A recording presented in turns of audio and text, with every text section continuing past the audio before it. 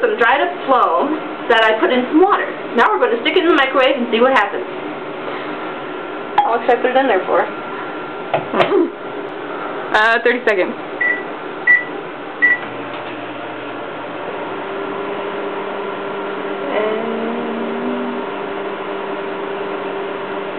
Wow, this is really boring.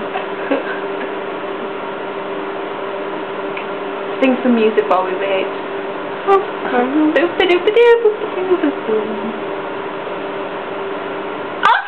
It's blowing.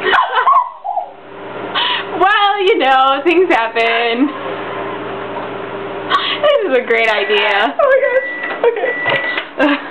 And this is what it looks like.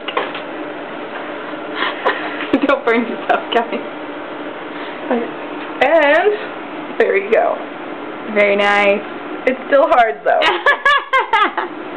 Well, you can't have everything. Yuck. That's kind of gross. Yeah.